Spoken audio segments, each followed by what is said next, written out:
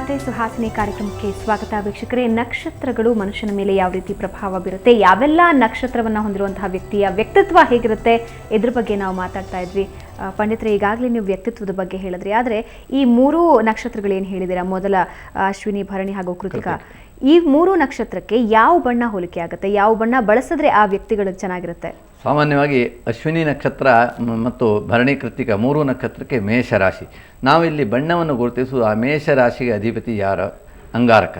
ಆ ಅಂಗಾರಕನಿಗೆ ಸಂಬಂಧಪಟ್ಟದ್ದು ಕೆಂಪು ಬಣ್ಣ. ಆದರೆ ಬರೀ ಕೆಂಪು ಬಣ್ಣ ಮಾತ್ರ ಆಗೋದಿಲ್ಲ, ಕೆಂಪು ಬಣ್ಣದ ಜೊತೆಗೆ ಸಾಮಾನ್ಯವಾಗಿ ಬಿಳಿ ಕೆಂಪು ಅಥವಾ ಹಳದಿ ಕೆಂಪುಗಳನ್ನು ಜೊತೆಗೆ ಸೇರಿಸ್ಬೋದು.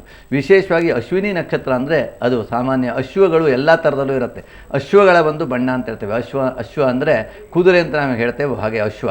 ಆ ಅಶ್ವಗಳಿಗೆ ಕುದುರೆಗಳಲ್ಲಿ ಎಲ್ಲ ಬಣ್ಣಗಳು ಇರುತ್ತೆ. ಸಾಮಾನ್ಯವಾಗಿ ಬಿಳಿ ಬಣ್ಣ, ಹಸಿರು ಬಣ್ಣ, ಕಪ್ಪು ಬಣ್ಣ ಎಲ್ಲ ಬಣ್ಣವೂ ಇರುತ್ತೆ. ಆದರೆ ಈಗ ಅತ್ಯಾಧುನಿಕವಾದ ಇವತ್ತಿನ ನಾವು ದೃಷ್ಟಿಯಲ್ಲಿ ಹೇಳಬೇಕು ಅಂತಾದರೆ ಕೆಂಪಿಗೆ ಮಿಶ್ರವಾದ ಬಣ್ಣವನ್ನು ಸೇರಿಸಿದಾಗ ಯಾವ ಬಣ್ಣ? ಮೆರೋನ್ ಕಲರ್ ಹೇಳ್ತೇವೆ, ಅಥವಾ ಇನ್ನಿತರ ಗೋಲ್ಡನ್ನು, ಕ್ಲಿಸ್ಟನ್ನು, ಹೀಗಿದ್ದೆಲ್ಲ ಬೇರೆ ಬೇರೆ ಬಣ್ಣಗಳು ಅಶ್ವಿನಿ ನಕ್ಷತ್ರದವರಿಗೆ. ಭರಣಿ ನಕ್ಷತ್ರ ಆನೆಗೆ 2-3 ಬಣ್ಣಗಳಿಲ್ಲೇ ಇಲ್ಲ.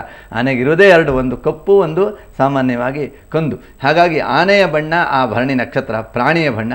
ಆದರೆ ಭರಣಿ ನಕ್ಷತ್ರ ರಾಶಿ ಮೇಷ ಆಗಿರೋದ್ರಿಂದ ಅವರಿಗೂ ಸಹ ಕೆಂಪು ಬಿಳೆ ಮಿಶ್ರವಾದಂಥದ್ದು. ಹಾಗಾಗಿ ಆನೆಗೆ ಯಾವಾಗಲೂ ಬಿಳೆ ಆನೆ ಸಾಕದಂಗೆ ಹೇಳ್ತೇವೆ ಒಂದು ಗಾದೆಯಲ್ಲಿ. ಯಾಕಂದರೆ ಬಿಳೆ ಆನೆ ಅಂದರೆ ಶ್ರೇಷ್ಠ, ಅದನ್ನು ಸಾಕೋದು ಕಷ್ಟ. ಹಾಗಾಗಿ ಈ ಬಿಳೆ ಆನೆಯ ಯಾಕೆ ನಾವು ಉದಾಹರಣೆ ಕೊಡ್ತೇವೆ, ಹಾಗೆ ಬಿಳೆ ಬಣ್ಣವನ್ನು ಹಾಕ್ಕೊಂಡ್ರೆ ತೊಳೆಯೋದು ಇದಾಗೋದು ಎಲ್ಲ ಕಷ್ಟ, ಅದು ಕ್ಲಿಷ್ಟ. ಮತ್ತು ಬಿಳೆ ಬಣ್ಣದ ಮೂಲಕವಾಗಿ ಸ್ವಚ್ಛತೆಯಲ್ಲಿ ಇಟ್ಕೊಳ್ಳೋದು ಕಷ್ಟ. ಆದ್ದರಿಂದ ಬಿಳೆ ಅಲ್ಲದೆ ಇದ್ದದ್ದಂಥ ಬಿಳೆಯನ್ನು ಹೊರತುಪಡಿಸಂಥದ್ದು ಬಣ್ಣಗಳು ಭರಣಿ ನಕ್ಷತ್ರದಲ್ಲಿ ಶ್ರೇಷ್ಠ. ಕೃತಿಕಾ ಅಗ್ನಿ ಬಣ್ಣ. ಹಾಗಾಗಿ ಕೆಂಪಿನಲ್ಲಿ ನಾನಾ ಥರದ್ದು, ಗುಲಾಬಿ ಕೆಂಪು, ಸಾದಾ ಕೆಂಪು, ಕೆಂಪುಗಳಲ್ಲಿ ಮಿಶ್ರವಾದಂಥ ಬಣ್ಣ ಈ ಒಂದು ಕೃತಿಕಾ ನಕ್ಷತ್ರದವರಿಗೆ ಬರ್ತದೆ. ಆದ್ದರಿಂದ ಕೃತಿಕಾ ನಕ್ಷತ್ರದವರು ಮೇಷರಾಶಿಯವರು ಕೆಂಪು ಮತ್ತು ಕೆಂಪಿನಲ್ಲೇ ಸ್ವಲ್ಪ ವ್ಯತ್ಯಾಸವಾದ ಬಣ್ಣವನ್ನು ಧರಿಸಿದರೆ ಈ ಮೂರು ಸಾಮಾನ್ಯವಾಗಿ ನಕ್ಷತ್ರದವರಿಗೆ ವಿಶೇಷ ಕೆಂಪಿನಲ್ಲಿ ಸ್ವಲ್ಪ ಬದಲಾವಣೆಯಾದ ಬಣ್ಣವನ್ನು ಧರಿಸಿದರೆ ಖಂಡಿತವಾಗಿಯೂ ಆ ಮೂರು ನಕ್ಷತ್ರಗಳಿಗೆ ವಿಶೇಷತೆ.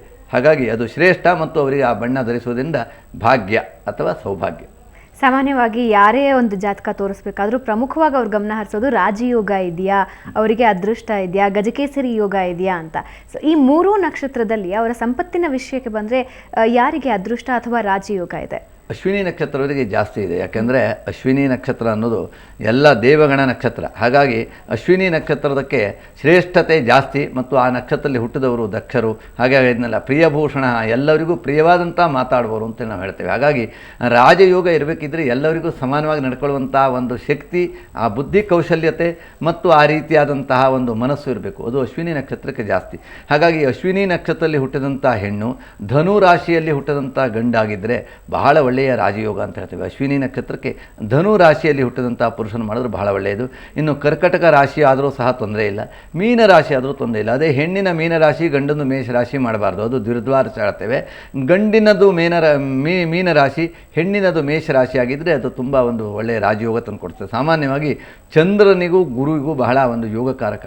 ಚಂದ್ರನ ಜೊತೆಗೆ ಗುರು ಇದ್ದರೆ, ಚಂದ್ರನಿಂದ ಯಾವಾಗಲೂ ಗುರು. ಈಗ ಅಶ್ವಿನಿ ನಕ್ಷತ್ರ ಮೇಷರಾಶಿಗೆ ಅದೇ ಒಂದು ಕೇಂದ್ರ ಆಯಿತು. ಹಾಗೆ ಗುರು ತ್ರಿಕೋಣ ಆದ್ದರಿಂದ ಅಶ್ವಿನಿ ನಕ್ಷತ್ರ ಮೇಷರಾಶಿಯವರಿಗೆ ಧನು ರಾಶಿಯಾದಂಥ ಪುರುಷನಾದರೆ ಖಂಡಿತವಾಗಿಯೂ ಜೀವನದಲ್ಲಿ ದೊಡ್ಡ ರಾಜಯೋಗ, ಅವರು ಸಾಂಪತ್ತಿಕವಾಗಿ ಬಹಳ ದೊಡ್ಡ ಯೋಗ. ಓಕೆ, ಈಗ ಕಾಲರ್ಸ್ ರೆಡಿ ಆಗಿದ್ದಾರೆ. ಮೊದಲಿಗೆ ದಾವಣಗೆರೆಯಿಂದ ಶಾಲಿನಿ ಕರೆ ಮಾಡಿದ್ದಾರೆ. ಶಾಲಿನಿ, ಏನು ತಿಳ್ಕೊಬೇಕಿತ್ತು? ನಮಸ್ತೆ ಮೇಡಮ್, ನನ್ನ ಹೆಸರು ಶಾಲಿನಿ ಅಂತ. ಹೇಳಿ ಮೇಡಮ್. ನಾನು ಗುರುಜಿ ಹತ್ರ ನಂದು ಇದ್ರ ಬಗ್ಗೆ ನಕ್ಷತ್ರ ನಂಗೆ ಗೊತ್ತಿಲ್ಲ ಯಾವ್ದಂತ. ಓಕೆ, ಡೇಟ್ ಆಫ್ ಬರ್ತ್ ತಿಳಿಸಿ. ನಂದು 1st May 87. 1st May 87. ಸಮಯ ತಿಳಿಸಿ. ಸಮಯ ಬೆಳಗ್ಗೆ 7ರಿಂದ 8 ಗಂಟೆ ಒಳಗಂತೆ. ಪರ್ಫೆಕ್ಟ್ ಸಮಯ ಗೊತ್ತಿಲ್ಲ. ಓಕೆ, ಪಂಡಿತರು ಮಾತಾಡ್ತಾರೆ, ಮಾತಾಡಿ. ನೋಡಿ, ಈಗಾಗಲೇ 24 ವಯಸ್ಸಾಯಿತು. ಏನು ಓದಿದ್ದೀರಿ? ನಂದು MA ಎಕನಾಮಿಕ್ಸ್ ಆಗಿದೆ ಸರ್. ಸರಿ, ನೋಡೋಣ ನಿಮ್ಮ ಜಾತಕ ಏನುತ್ತೆ. ರೋಹಿಣಿ ನಕ್ಷತ್ರ ಮುಂದಿನ ತರುವಾಯದಲ್ಲಿ ನಿಮ್ಮದೇ ನಕ್ಷತ್ರ, ನಿಮ್ಮ ನಕ್ಷತ್ರದ ಸ್ವರೂಪ, ವರ್ಣನೆ, ಬಣ್ಣ, ನಿಮ್ಮ ಬಗ್ಗೆ ಮುಂದಿನ ನಕ್ಷತ್ರ. ಕೃತಿಕೆ, ರೋಹಿಣಿ, ಮೃಗಶಿರ ನಕ್ಷತ್ರ ಮುಂದಿನ ನಕ್ಷತ್ರ. ನೋಡೋಣ. ಪ್ರಸ್ತುತ ಇವತ್ತು ನೀವು ಕೇಳಿದ್ದೀರಿ, ಶುಕ್ರವಾರ ದಿವಸ ನೀವು ಹುಟ್ಟಿದ್ದೀರಿ. ಸಾಮಾನ್ಯವಾಗಿ ಹುಟ್ಟಿದಂಥ ವಾರ ಅಂತೂ ಇವತ್ತೊಂದೇ ವಾರ, ಶುಭವಾರ ದಿವಸ ಕರೆ ಮಾಡಿದಿರಿ. ನಿಮ್ಮ ಜಾತದಲ್ಲಿ ಚಂದ್ರ ಉಚ್ಚನಾಗಿದ್ದಾನೆ. ರೋಹಿಣಿ ನಕ್ಷತ್ರದವರಿಗೆ ಚಂದ್ರ ಉಚ್ಚನಾಗಿರ್ತಾನೆ.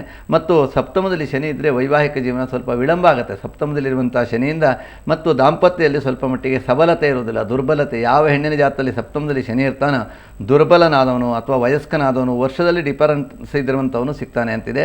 ಪಂಚಮದಲ್ಲಿ ಕೇತು ಇದ್ದರೆ ವಿದ್ಯೆ ಕಲಿಯುವಾಗಲೂ ವಿಘ್ನ, ತೊಂದರೆ, ತೊಡಕುಗಳ ಮೂಲಕವಾಗಿ ವಿದ್ಯಾ ಸಮಾಪ್ತಿಯಾಗಿದೆ. ಉದ್ಯೋಗ ಸ್ಥಾನದಲ್ಲಿಯೂ ಸಮಸ್ಯೆ ಇದೆ ಈಗ. ಆದ್ದರಿಂದ ಇದಕ್ಕೆಲ್ಲ ಪರಿಹಾರವನ್ನು ಮಾಡಿಕೊಳ್ಳಿ. ವಿಶೇಷ ನೀವು ಮಾಡಬೇಕಾದ ಆರಾಧನೆ ಲಕ್ಷ್ಮೀನಾರಾಯಣರ ಆರಾಧನೆ. ಚಂದ್ರ ಉಚ್ಚನಾಗಿದ್ದಾನೆ, ಅದರಿಂದ ಲಕ್ಷ್ಮೀನಾರಾಯಣರ ಆರಾಧನೆ ಅಥವಾ ವಿಶೇಷ ಮಹಾಲಕ್ಷ್ಮಿ ಪ್ರತಿ ಶುಕ್ರವಾರ ಲಕ್ಷ್ಮೀ ಪೂಜೆಯನ್ನು ಮಾಡ್ತಾ ಬನ್ನಿ. ಖಂಡಿತವಾಗಿಯೂ ನಿಮಗೆ ಎಲ್ಲ ಲಕ್ಷ್ಮಿಯೂ ಅನುಗ್ರಹವಾಗುತ್ತೆ.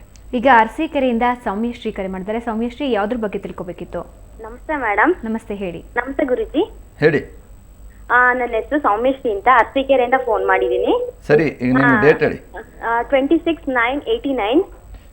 26/9/89. ಸಮಯ ಹೇಳಿ.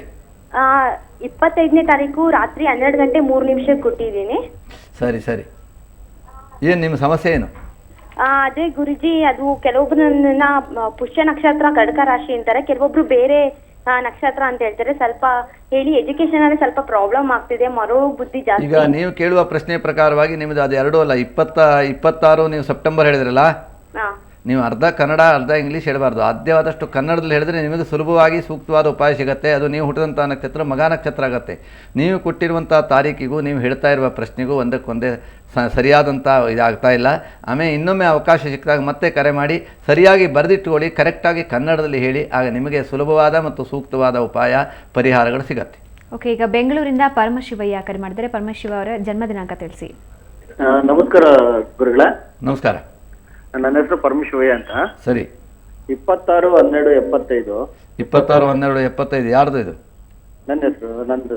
ಇದು ಮಹಿಳೆಯರಿಗೆ ಮಾತ್ರ ಯಜಮಾನರೇ. ಸಾಮಾನ್ಯವಾಗಿ ಸ್ತ್ರೀಯರು ತಮ್ಮ ಸಮಸ್ಯೆಗೆ ನಿಮಗೆ ನಾಳೆ ದಿವಸ ಬೆಳಿಗ್ಗಿನ ಜಾತಕ ಫಲದಲ್ಲಿ ಕರೆ ಮಾಡಿ. ಓಕೆ, ಇನ್ನಷ್ಟು ಕಾಲರ್ಸ್ ಕಾಯ್ತಿದ್ದಾರೆ ವೀಕ್ಷಕರೇ, ಇನ್ನಷ್ಟು ಕಾಲರ್ಸ್ ಕಾಯ್ತಿದ್ದಾರೆ. ನಕ್ಷತ್ರದ ಬಗ್ಗೆ ಯಾವುದಾದ್ರೂ ಅನುಮಾನಗಳಿದ್ರೆ ನೀವು ಕರೆ ಮಾಡಬಹುದು, ಅದಕ್ಕೆ ಸೂಕ್ತ ಪರಿಹಾರ ತಿಳ್ಕೊಬಹುದು. ಈಗ ಒಂದು ಬ್ರೇಕ್ ನಂತರ ಸುಹಾಸಿನಿ ಮುಂದುವರಿಯುತ್ತೆ.